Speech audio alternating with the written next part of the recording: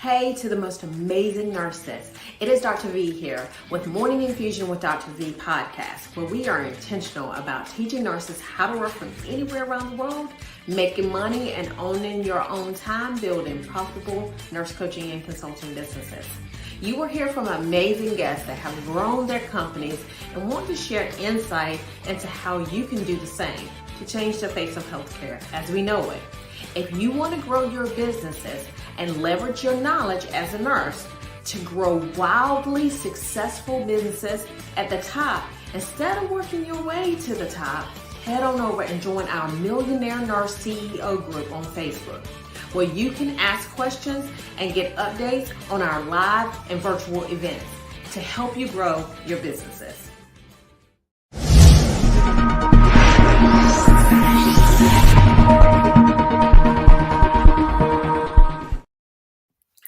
So welcome. So tonight we have Dr. Payne, and it was Dr. Payne Nestor, but that's right. So tell us a little bit about you and just give us a brief bio of who you are. Okay, well, hi everybody. Thank you so much. I have to applaud my gorgeous, beautiful host for inviting me to this platform and to speak to all of you, because there's nothing better than a bunch of people who love healthcare and healthcare as well as business. So I'm Dr. Payne. I am a chiropractor. I am also integrative medicine or functional medicine practitioner, and I am an autism mom and advocate, and I practice in Miami, Florida. Sweet. So before we got on here, you told me something super funny. So you said that your husband and your husband's brother, y'all are all chiropractors, right? That's true. So y'all were on the same street, and so you wanted to change, instead of using Dr. Nestor, because it would be all Dr. Nestors, you wanted to be Dr. Payne. So tell me about that and how your husband reacted to that. Well, he didn't react very well, but you have to admit, so I am Dr. Payne Nestor, and if you were to call and say Dr. Nestor, or you say Dr. Payne, I'm going to answer to any of it. But my husband, when he calls the clinic, he's going to ask for a Dr. Nestor. So I was just letting you know that he's a little sensitive about that. But come on, Payne, Payne just works. You know what I mean? Under a marketing a marketing perspective, you have to admit, you would probably keep that name if he had that as a last name, right? So I'm Mrs. Nestor, but you can call me Dr. Payne. He was a little sensitive about that. I love it. So we always go back to the initial, whenever you started, before you became Dr. Payne, Dr. Nestor. So before all of this, what made you want to go to school to be a chiropractor? Oh man, I love being a chiropractor, and my earliest thoughts of it. My mom, I'm actually the youngest of 5 kids. It's like when you're the youngest of 5 kids, you got 5 moms and dads, right? I have 2 brothers, and then I have 2 sisters, and they're your moms and dads too. But my mother was a young mom, an active mom. She played tennis. She did things with us. She played with us, y'all. She was just, still the best mom ever. And I remember she got hurt, and she got hurt at work really bad, to where she needed back surgery. And back then in the 80s, I'm dating myself, there's not many options for pain. They would give you narcotics, and they give it to you without any restraint back then, And my mom was like, I can't take this. I got little kids.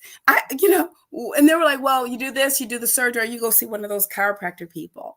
And so chiropractors weren't covered by insurance. My mom had to self-pay. And I remember when it was time for her, when she could treat herself to go to the chiropractor, me and my sister went. And I thought it was so cool, someone who could help you with their hands, and you would come out better instantly. And that was my first memory of a chiropractor. But honestly, I was pre-dentistry for a while, and God is good that way. So the chiropractic school sent the minority business recruiter, minority leader out to our school and talked to and they offered us food. First of all, they offered all pre-med and pre-dental students dinner. And if you guys remember being in college, you do anything for a free plate, right? So we were like, sure, is this chiropractic school going to feed us for free? And then I remember him saying, listen, this is a great alternative, especially those of you who want to be moms, because you're going to, pretty much make the equivalent the first few years. He didn't disclose that that's it after the first few years, but you're going to make the equivalent the first few years, but you're going to be able to go home at night. You're not going to have to answer your pager. You're going to be able to be home for holidays and Christmas, and you're going to be there for your family, and you're not going to be missing on field trips. I was like, you know what? I remember I wanted to be a chiropractor, right?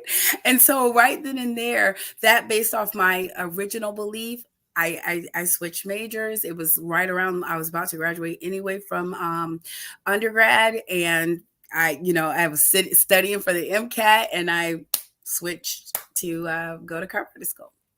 Gotcha. It's interesting because I used to not believe in chiropractic. Yeah, you told me. Yeah. And and I had this I was dating this guy at one point in time, and the guy had, his hand was complete, like it was splotchy, right? You could tell that there was abnormal blood flow to the hand. His whole shoulder was hurting. And I remember, him he actually came to the ER, tried to fix it. They gave him some Dilaudid. It didn't fix it, right? Because that's what they do. They give you medications to cover it, right? And so he kept, it didn't work. And then all of a sudden he went to the chiropractor, and when he came out of there, his hand was no longer splotchy. Wow. And his pain was gone. And I said, oh, well, there's something to this. And I knew that I needed to see that. And so, there have been a couple of times where I've had some back pain, and I have went to the chiropractor as well, because, you don't want to always treat it with a bunch of medications, right? That's true. Yeah. And that's crazy. How we treat everything. One of the, I saw this video the other day, and they were talking about the fact that that's what, physicians are designed to do currently, not really treat it naturopathically, not treat it, the functional medicine way, right? They're taught to treat it with medications, and that does not solve the problem, right? It just covers it, puts a Band-Aid on it. So I love that. So then you became a chiropractor. Now, how did you meet your husband in? Right. So, I'm from the deep South, and it's Savannah, but it's the deep South to me. And a lot of times, girls raised in the South, it was like, you go to college and you go to get the MRS. They didn't even care about the BS, right? But my mama was like, you better go get your degree. You better go and make sure you can take care of business. So all through undergrad, it's like straight through books. I remember my senior year, somebody asked me, so you're new here? That's how undergrad was for me. And when I went to graduate school, to be quite honest, I did say a prayer. And I said, God, if I am to meet my husband, please let him know me and let me know him. And I said, Lord, please, Lord, make it clear. Make it so clear. I don't even guess. I don't second guess, and he don't guess, because you have to be very specific with your prayer. I don't know if you know that.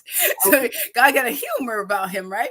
So I did have that prayer, and by the end of, we were in the quarter system by then. By the end or towards the end of our second quarter, I actually met my husband. Like I've seen him around, but I met him. So yeah.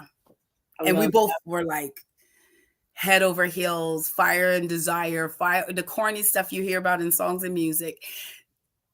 Exactly. Like, so we both knew this was different. And I think we were maybe 2 weeks into 2 months, we both, and he was like, you're going to be my wife. Why are you acting this way? And so I was like, okay. So that's how it happened. But it's interesting that you say that, and we'll talk on another day about praying in specifics, because that's how I found my husband as well. Wow. And let me tell you something. That is a whole thing. It is. You got to pray in specifics. It was so detailed, my friend. We don't have time for me to make my list, but it was, and I'm not sure where I got that from. It's not like my parents were overly religious, but we are believers. But I literally prayed that prayer, and God made it happen. All the things that I asked for, to the detail, and then the things that I did not. So that's why I Love told you. it. I love it. And it's important, right? Because then you know if God has sent him. Yeah. Because at the time that I met my husband, just a short piece of it, God sent two men. Oh, well, he didn't send two men. I just chose two men, right? Right. And so they one, I said, Lord, let him have a job. Well, the one guy didn't have a job. So I was like, Right. Lord, is this one for me? He was like, nah, you asked me for somebody with a job, didn't you? And And he so delivers. he delivered Yes. exactly He what delivers. Yeah. He it does. Yeah. definitely that. Definitely that for sure. So let's talk about your let's talk about, after you started. So how many children do you have? You have three. Oh, I have 3 boys. In fact, I'm grateful that Lord is keeping and helping me with the prayer that they'll stay peaceful while we talk. So I have 3 boys, and my oldest is 18. And then I have a middle child who will be turning 15. Can you believe it? Oh my goodness. And then I have my baby who's 12, and it's my oldest and my youngest who have autism. Okay. Yeah. Okay. Now tell me about how did you find out that he had autism? Like what were Yeah. some of the first signs? Well, you guys remember those baby books, right? When you would have the developmental milestone and you were checking it off, or you remember what to expect while you're expecting, right? Yeah, I'm a nerd. I'm a nerd in all things. So, of course, I had my books, right? And then when my son was born, of course, you guys know when you have your child and your firstborn, especially, you're like, this is the most perfect baby in the world. Thank you, God. I can't believe how amazing this child is, right? But also in his amazingness, in his glory, he was still not like meeting certain milestones. He didn't turn over when he was supposed to turn over. He didn't hold his bottle absolutely like my friend's child did, meaning we had our kids, like, over planners do. They have over planner friends. So we planned all our children around the same time. And within 4 months, 6 months, and 5 months apart are all our babies. So you can imagine where our babies are meeting the milestones around the same time. But my son always had this delay. And it was about his 9th month that it was no longer a little bit. And I remember that checkup, the 9th month checkup, and I thought everybody kid was getting checked so frequently. I did not realize that we were going so a lot more than others. And by then, I had received a referral to the neurologist, and by his 10th month, he had the preliminary diagnosis. If you remember, they used to do PDD and OS. You remember that? Pervasive developmental delay, not otherwise specified. Don't Uh-huh. the AMA love that NOS, right? Mhm. And so what? And then that's when you were told that he had autism? Well, they told me this was the diagnosis that they give children under 3 years old before they give them the diagnosis of autism. But to be quite honest, they weren't sure it was autism. You see, even though autism at that time was like 1 in 300 or 3 in 300 at that time, they weren't quite sure because there was a variety of things besides the delay. And they were wondering what else is causing this because my son actually has some physical differences, right? So he was globally delayed, not only in his fine motor, but in gross motor as well. He also had hypotonia, which he didn't have the muscle tone that he should have had, like other babies had. And that's why he couldn't grasp his bottle. His hands were really soft, didn't really have the muscle development. And so, of course, they thought it was some sort of muscular dystrophy. Several other things were what we had to rule out, different levels of genetic testing. And for every parent, if you ever are going through this, hopefully not ever, it was a scary time that first year because it gets to the point to where you hope they diagnosed your child with autism because it could have been so many other things. And now, as you know, it's no longer 1 in 300. By the time I had my last child, it was 1 in 150 diagnosed, and now I believe it's 1 in 59 or 1 in 60. And they go back and forth whether or not it is better tools for diagnosing or is it really a thing. And there's a bunch of us who think no, it's a thing, like it's showing up, right? Like the experiment with the frogs, right? It's showing up and it's not just a coincidence, right? So tell me about where how you were feeling in the moment. It's like you do go through a mourning process. So a lot of parents mourn the life they thought that their child would have. And then you do have a part of it of mourning the life that you thought you would have, right? So there's a whole process of for me, deep, deep, deep sadness. Although if you were to scroll back and look at pictures of me, it would be the person smiling and the person happy. And we learned, of course, in healthcare, just because someone seems well does not necessarily mean that they were well. I was deeply sad. I was so sad that I didn't talk about it at all, because if I mentioned it, I will break. I would cry. I would feel like I couldn't get off the floor low. Like sometimes you're so low that you're functional, but you feel like if one more thing, you're not going to be functional. That's where I was. Wow, Yeah. wow, wow. And so, at what point did you decide, okay, I'm going to accept this? I'm going, it's at like what age? It's hard to say because, of course, when your child's younger, which mine was at the time, doing for them, caring for them is the same as your peers, right? My son's a little kid and I'm holding his bottle. Okay. I'm changing him. Okay. But as your child becomes maybe a toddler, and then, moving around, and adolescent is no longer, people don't, they do stare if I'm feeding my 18-year-old son, right? And so what got me off the floor, honestly, were other moms, other parents. It wasn't the books. Even I'm a reader, so I'm going to research and read, right? I know people Google like crazy. Google wasn't as big then as it is now. So I'm more of a get the book type of girl, and do the darn thing and roll up my sleeve. But I remember hearing a lot of celebrity stories, and some of these stories will make you feel inadequate because, oh, Jenny McCarthy did this, and Holly Robinson Peake kid is that, and you're like, but maybe I'm not a super mom to make my kid better. And so some of these stories make you think that there's something you need to do to make your kid better. So you got a lot of guilt, a lot of shame, a lot of I'm not doing the stuff I need to make him better. And what helped me is that I was almost forced into like a group session that now I look back on it as probably more of a therapy session, but it wasn't presented to me that way. It was presented, these are the center of autism and related disorder group, and the parents are meeting, and we think it's important that we pull people from everywhere, and would you please meet with this group? And I remember thinking, I am not going. And my husband made me. I said, well, I can't leave him. And my husband's like, I'll come off work early.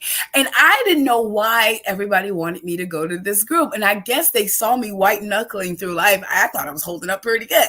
And I didn't even want to get out of the parking lot at all, because sometimes you can have grief that's so overwhelming, or you feel that your pain is so big that even sharing it would hurt. So I didn't want to go, and it was God again who probably emptied me out my car and made me go. And I sat there for it was once a week for a certain like 8 weeks. And the first couple of sessions, I sat there quiet, and I'm expecting to hear a bunch of moms sad and crying, and I didn't want to hear anybody else's sad. I got my own sad, but I didn't. I heard moms talking about going to the movies. I heard moms talking about taking their kids to dinner. I didn't know that we could still take our kids to dinner. We could still have fun. What do you mean you went to the movies? Like, aren't you sad every day? Shouldn't you be dedicating your life to taking care of this? And I didn't realize that my thoughts, what I envisioned that life that we would have, was an irrational one, and that some people are able to carve a chunk of normalcy out. And then I don't know, I guess I'm old school, and my parents are more like, suck it up, buttercup, and you can make it well. And it's not you, it's your child. And let's think more of what's going on with him than think of how it affects you. And I just heard the right thing at the right time, praise God. And that's what got me to looking for, making our life the best life possible. I didn't want to be the source, a sad source, and my kid think that he is the reason that mommy can't function, that mommy and daddy argue, or that mommy looks so tired. And I just refused to give him that mom. So Yeah. I love every bit of that. You know, I have a nephew. And so when he was born, we didn't know what was going on with him. We Yeah. knew that would barely make it out of the he barely made it out of the NICU. Mm. Once he made it out of the NICU, his mom, he had to have a feeding tube, so he had a button, and so they fed him via that for years, Yeah. actually, and then he ended up having like she literally, and it's all about. I love how you sought the help, not knowing that you needed to seek the help, right? But giving him the mom that he needed. And Yeah. so that's kind of what my niece did. She was very intentional about giving him, nurturing him throughout this whole process, right? Yes. And so we were at our last Millionaire Nurse CEO conference, and I honor my mother. You know, part of my cohort, they get a gift, like a trophy, in Mm. honor of my mom's name, right? Oh, Because that's my mom awesome. passed away last year. And so I invite my family to it. And so he came, they came. And he is now a TikTok famous guy. Like he has a million That's followers. awesome. Yeah, he has a million followers on TikTok. And Wow. he is just doing his thing. And so when they come on, she's a nurse too. Mhm. So it's, hey, this is Nurse Fee, and he's in the back seat saying, and your boy Amarion, right? You know what? I think I follow him. I really do. I think so. So it's amazing how just your nurturing can, have, even if they have autism, they can function at a certain level that you would have never thought that they could once you said, well, okay, Yeah. I'm not going to be that mother, I'm going to be this mother. So I kudos to you for Oh, that. thank you so much. I have to say it's a process, and I don't try to judge other moms because it is hard, but sometimes everybody got it hard raising any child. My sisters got neurotypical kids and they're amazing. I love my nieces and nephews, but your heart don't hurt less when you're fearing for your child and their future and of course the ability to make mistakes. A lot of special needs parents get caught up in a debate between severe and not severe and number one and autism 4 and 5. There's things now that people get in the silliest little arguments. Even at our special needs school, there's parents who, I don't want my kid with the other kid who's not as much as my kid, because see, my kid can read and talk and I don't want him with those other ones. Because now,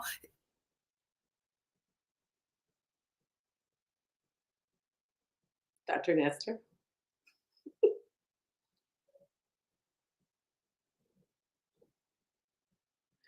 So I'm not sure where Dr. Nestor went, but I wanted to talk about the fact that I'm going to tell a little bit about her as it relates to she has an annual gala.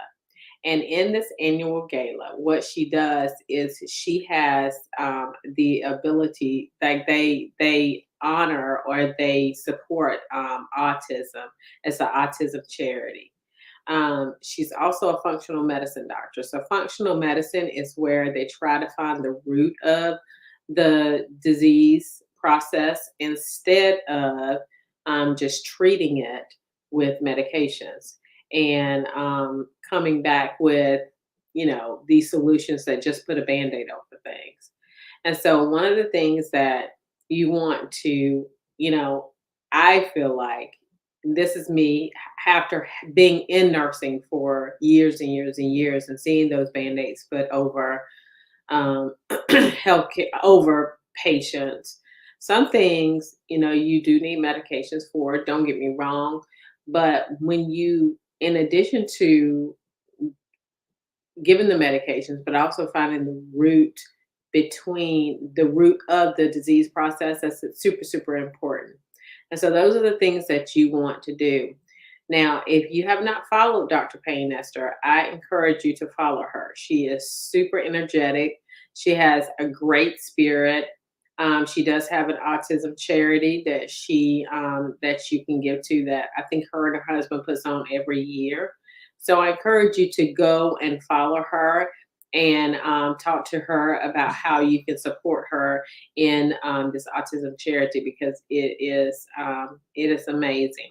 Now, I do want to talk about, we do have a master class. Another master class is going to be a free master class. It's coming up December 19th. It's going to be from 5 until 8. And so it's going to give you a lot about how we were able to scale to a six-figure company. Also, I do want to talk about this too as well. It is interesting to me the brilliance that nurses have that are out there, that they have the ability to package what they have. You have the ability to package what you have all day long. And so I encourage each nurse to evaluate what your skills, like what your skills and expertise are, where your skills and expertise lie, so that you're able to package that knowledge in order to be able to do it. And that's one of the things that we do well. I say all the time that I'm the nurse coach. And so you want to be able to package that and sell that, and leverage your time. You're worth more than money can buy, but your rate is your rate. And so you really want to be able to do that. Another thing is that we have a VIP day that's coming up January 6th. And it's going to be an amazing day where we're going to teach a lot of the ways in which we're going to get very, very detailed about what we did in order to become a six-figure company in 6 months. And so I encourage you to be able to set aside January 6th. You can go to our website, which is vpnursing.com, and you can sign up for it. But it's going to be an amazing time. So again, go and follow. Number one, like and share this podcast. It's super, super important for us to get our ratings up, but it's also important for us to be able to help other nurses.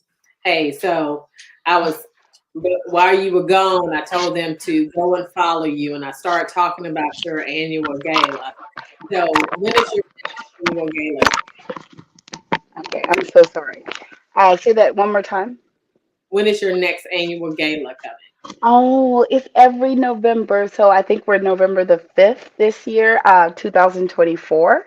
Okay. Can you guys hear me okay? I know these headphones are. Mhm. Normally, my kids are with my husband, but they are in the computer room where the router is. I suspect they unplugged the router. I suspect, but they said my middle one, who is verbal, the other two are nonverbal, as you know. He's like, no, mommy, it just went out. So so sorry about that. Our gala is every year in 2024. I believe we picked November the 5th, or it might be the 4th, but we are looking forward to it. We're currently trying to secure the venue, which would be the hangar. Um, and but David Beckham has booked the hangar. We believe that weekend, so we're hoping that they'll clear some things up, which is a possibility, and it'll be there. But it's always somewhere fantastic. It was beautiful this year. I wish you could come. It was so pretty this year. This would have been the one that I wish I had you there. Well, I love it. I love it. I love it. So how can they support you? So how can they find you, support you, those things? Oh, that's so sweet. So you guys, I never knew that on social media most people change their name. I didn't. So literally you can find me on all platforms, Dr. Payne Nestor, all one word, no spaces. I'm on LinkedIn, Instagram, Facebook. What's the new thing? I don't want to say, the old bird. I'm on thread and all of those things. And you guys supporting me in any way. If you are in South Florida, of course, I'd love to have you stop by the clinic. Online, I do help people with functional integrative medicine. And I also promote wellness with the Wellness Company, another passion of mine. But when it comes to autism, South Florida Autism Charter School, I am the PTA president and governing board member. And we also have the Friends of South Florida Autism, was one of our entities. We have the Autism Center, which will be constructed this year. We actually broke ground on our center, which is the Center for Adults. And we have all like another phase that we're launching with residential homes. And in fact, the school has also formed another entity where we're going to duplicate autism charter schools throughout the country, not as the school, but as a separate entity, as you know, with nonprofits and such. But we hope that every community and city has the opportunity to offer 3-in-1 care to kids and adults with autism, where they have a community that will foster growth, and autism parents won't be fearful to leave their child and thinking they got to pick them up from work, where they're going to get the therapy as well as a traditional education or education according to their need, work on life skills, all the things that you would want. And I promise, I just shared this on another page. An autism mom's prayer was my kid's school. That was my prayer. And I'm grateful that my neurologist said, hey, there was some new school. They're real new. I don't think they got a building, but I think you should try them. And I did, and I got in, and I've been grateful ever since. So we're hoping that for all parents who need these options, a place our kids can feel themselves and excel, South Florida Autism Charter School. So, yeah. I love it. I love it. So thank you, number one, for all you do for kids with autism and with the functional medicine, because we definitely need that more. So you guys go and follow Dr. Payne Nestor. And we are done here for tonight. And you guys have a phenomenal rest of your day. Thank you. Bye-bye. Thank you.